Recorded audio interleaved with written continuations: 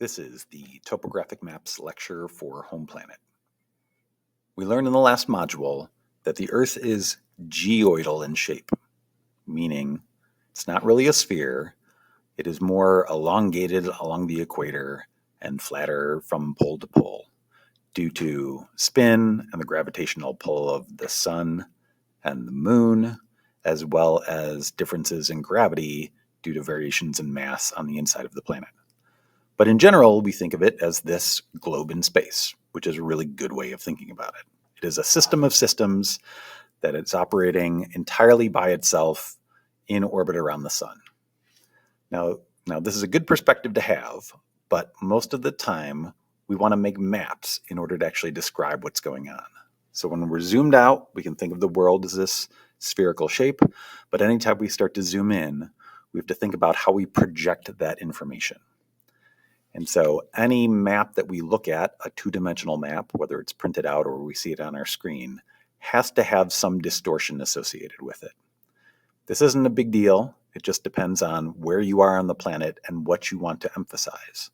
So if I go to North America and I turn on the borders, we can see that from this spherical view, it looks like the shape that we typically think of as the United States and North America.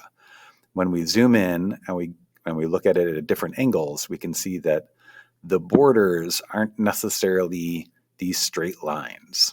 They are a function of the latitude and longitude lines and the way that we're representing the surface. So I'm going to turn off the borders and layers, and instead we're going to zoom in and get to the Albuquerque region. So when we start to zoom in, you can see that instead of seeing this spherical view, Google Earth here is giving us this two-dimensional representation of the surface, which is great. It's a good way to think about what's going on here. But as long as there's terrain, then we have to figure out a way to represent that. And so if we zoom in a bit more to Albuquerque, what we can do is actually tilt the view so that we can see that terrain and that relief. So certainly the terrain in the valley here is all relatively flat, and as you get closer to the Sandias, it becomes much more rugged. If we could leave everything in this Google Earth view, it would be relatively simple. We could keep using this spheroidal, geoidal shape and just zoom around and see what's going on. But most of the time, we actually want to represent it in a two-dimensional map. So I'm going to turn on a topographic map that I have loaded up. And what this is a representation of the surface using these contour lines. So contour lines are lines of constant elevation, or they are iso elevation contours, that if you look at this scene from a flat view, let me try to make this thing flat, they tend to all line up in horizontal lines. So the idea here is if you are walking along a contour, then you will be walking at a line of constant elevation. So if we see on the backside of Sandias, if you look at it from the side, they're all flat lines. You can swing around the front and we'll see that same representation here, even though it's much more complex on this side. So the idea behind a contour line is it is a single elevation that is represented in a single line. This elevation map, or topographic map, is the way that we typically represent topography when we're presenting this in a flat or printed map view. An important thing to know about topographic maps is that every symbol on the map has a very specific meaning. So if we go down to the legend here, we can see that individual lines have specific colors that are associated with them. Specific materials or surface types have designations. So that most of the time we see these brown lines, and these solid lines represent a contour line, a line of iso elevation. And there's dark contour lines and lighter contour lines. And the dark ones are usually labeled and the lighter ones are not. But other things on here, including buildings and roadways and airports and water bodies, benchmarks or survey marks. All of these things are indicated with a specific symbol within the topographic map. So when we are looking at these different features, we can identify what they are using this legend. We can see that roads are marked on here, and I'm going to turn on and off the view of this so that we can see here are roads and the natural space, the highway, buildings and structures, and most of these are represented in this topographic map. So our contour lines are there, boundaries for different political boundaries are represented, and other features as well. So springs and rivers and features like that, and even vegetated versus non-vegetated surfaces are all represented in here. So anytime you see a number that actually represents in this case, it's 7,400 feet. And this is a kind of standard United States topographic map. So it is in feet above sea level. And then there are other features within here, certainly labels and specifically designated locations. Now, if we take a step back and look at the topographic map as a whole, this is what we refer to as 7.5 minute quadrangle map. That means it actually represents 7.5 minutes of longitude from left to right and 7.5 minutes of latitude from top to bottom. So a 7.5 minute quadrangle actually represents the same amount of latitude and longitude difference. Now, this is interesting because obviously this isn't a square map. So this is an indication that latitude and longitude actually have different measurements on the surface of the Earth depending where you're at. And in this location at the mid-latitudes, we have a narrower distance and a longer height in this map representation. If I move out of Google Earth and just show you the topographic map as it is printed, you can see that there's actually a lot of information that goes along with every single map. So again, it's 7.5 minutes across and 7.5 minutes tall, but there's lots of information that is in what we refer to as the collar of the map. It is the white space that surrounds the map itself. And so if I zoom in a bit, we can see that, of course, we have the topographic lines, we have roadways and other structures within there, but on the outside of the map, we have information that actually gives us more of an indication of where we are located. So in the upper right corner, we've got 106 degrees, 30 minutes. And if we swing over to the other side, we can see it's 106 degrees, 37 minutes and 30 seconds. So that's your 7.5 minutes. And then as we work our way down, we can see that 35 degrees, 15 minutes at the top, and we'll cruise down to the bottom and see that it is 35 degrees, 7 minutes and 30 seconds. So again, a difference of 7.5 minutes there. All right. The other important information to see down at the bottom is that it tells you when this map was made, when this information was collected and put into map form. It also gives you the projection information. So this is a universal transverse Mercator zone 13 south map. So this indication, this information tells us how they actually projected that spherical data into a map form. Lots of information is down here, including the magnetic declination, how far the magnetic north is from true north. We have the scale, and the scale is seen as a number of different actual scales. It starts off saying that scale is 1 to 24,000. So that means that 1 inch on this map represents 24,000 inches in reality, or 1 foot is 24,000 feet, or 1 meter is 24,000 meters. So it is unit independent. It just tells you that if you make a measurement on this map, it represents 24,000 of those same measurements in reality. Now we also have scale bars on here. So we have kilometers and meters. So you can see that here's the distance of 1 kilometer. Here is the distance of 1 mile. And we also have it represented in feet. So you can use any of these scales, and they're all showing that same 1 to 24,000 scale. But they are different rulers that you can use, whether you want to measure in kilometers, meters, miles, or feet. All right. Also on here, it tells us the contour interval that says that there's a 10-foot difference between each of these contours that are on the map.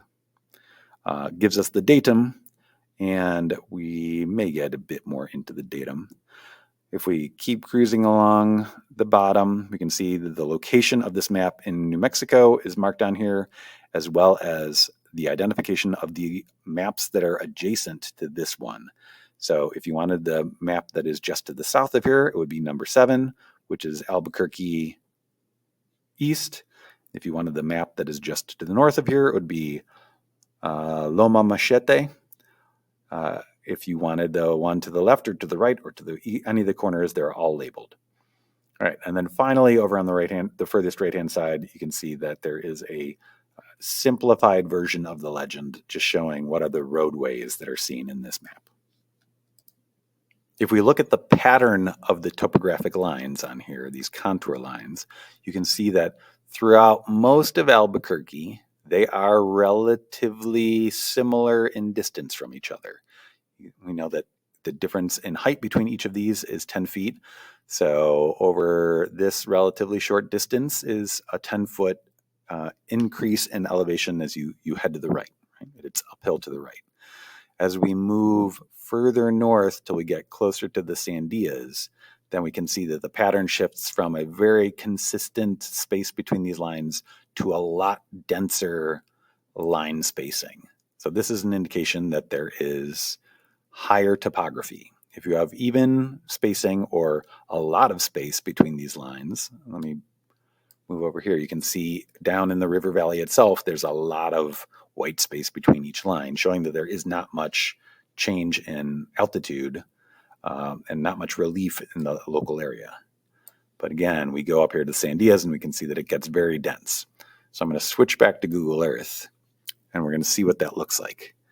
And if we zoom in, we can see there's that spacing of 10 feet per contour line. And if we actually go up into the Sandias, it gets a whole lot denser. So here's 7,000 up to 7,600 that we can see, up to 7,800. So it just keeps kind of marching up. And I realize now that this is a different scale and a different contour interval, but that's okay because we're actually not using the one that it's over here. So there's a different contour interval here, and we would have to see the color of the map in order to determine what it is. Or we could simply note it ourselves. So if we just zoom in a little bit closer, we can see that here's the 7,000-foot major contour line, and another one that we can't see the label right now, and here's 7,400. So this is 7,000, 7,200, 7,400, 7,600, 7,800. So that is a 200-foot contour interval between these two major lines. And if we divide that by 5, that means it's a 40-foot contour interval between each of these fine contour lines. And again, every time that they are close to each other, that shows high terrain or high relief. And every time they are further away from each other, that shows this lower relief. The other important thing to notice is anytime there's a stream, even though these contour lines look like they should kind of be going straight across the front of the mountain range, they dip in every time that there's a stream that crosses. So that is an indication of this kind of contour lines pointing upstream every time that a stream crosses. And you can see that kind of repeated anytime there's a stream. So here's another stream coming down. That 7,200 line, that 7,400 line, 7,600 line, all kind of point uphill. And it just happens again and again at each of these little streams. So it's a useful tool to notice that any time that there is a stream, you have this notch, this little angle that occurs within these topo lines. All right, let me remind you what this looks like as we tilt the whole scene, that we have The sandias are relatively high relief, and so we have lots of tight spacing between these contour lines, and then it gets flatter as you work your way up. Now, there are no closed depressions in this map, so I had to grab a different map to show you this. So we're going to go out pretty close to Grants, and here is a different topographic map that actually has the entire collar on it. And this is the Ice Caves, New Mexico 7.5 minute quadrangle. And again, as we zoom in, we can see that these contour lines are higher or denser when you are at higher relief, and there's a whole lot more space when you are at low relief. So let me tilt things up so you can see what's going on here. And so what we have are these little knobs that are kind of sticking up. Each of these are little eruptive sites or erosional locations, otherwise covered in a lava flow. Right? So it's a very flat terrain where this lava flow occurred, with these little knobs that are out sticking up out of it. Let me turn that back on. Now, what also occurs here are some closed depressions. And so that means that if you actually look at a crater on a knob, so this is a crater that is almost circular, but it isn't actually a closed depression. So we can see that here are the contour lines going up, and it closes around the highest points, but there is no actual closed depression within here. Maybe there's a little one. If we go down here, though, there's a fairly apparent closed depression that is down here. So this isn't a high point. These are contour lines that are indicating negative terrain. And each one is the same contour interval as marked in the map, or it should be. The contour interval is 20 feet, and so that means that between each of these normal topographic contour lines, there's a 20-foot difference, but here's a place where there's actually a depression. There's a hole in the ground, and it's closed, meaning it is a surface that is negative in terrain. All right, we'll look at that again. And so that shows these little hash marks. Anytime you have these hash marks, it means that it is actually a depression in the terrain. The last thing I want to say about these topographic maps is that on each map is certainly the latitude and longitude. We can see that in the corners, and then partway up, you can see these little degrees or minutes and seconds marks. But also in the main part of the map, you can see here is Township 8 North, Range 12 West. So the township and range is actually labeled on each of these as well. And each of these red squares is a section in that township and range. So we can see here is 14, 15, 16, 17, 18, 19, 20, 21, 22. So that is of Township 8 North, Range 12 West. We have Township 8 North, Range 11 West. So the break between the two is right here, between 18 and 13. Here's this kind of more solid red line. And there's another break up here to differentiate between 8 North and 9 North. So on each of these maps is not only latitude and longitude, as well as a bunch of other geographic information, but actually the township and range that is used for survey purposes. So I think that wraps up the topographic maps overview. You will notice that I have been using Google Earth Pro. So you will be using Google Earth at the end of the lab for this week. But in general, we're trying to relate the two, the actual surface of the terrain, of the real world surface, to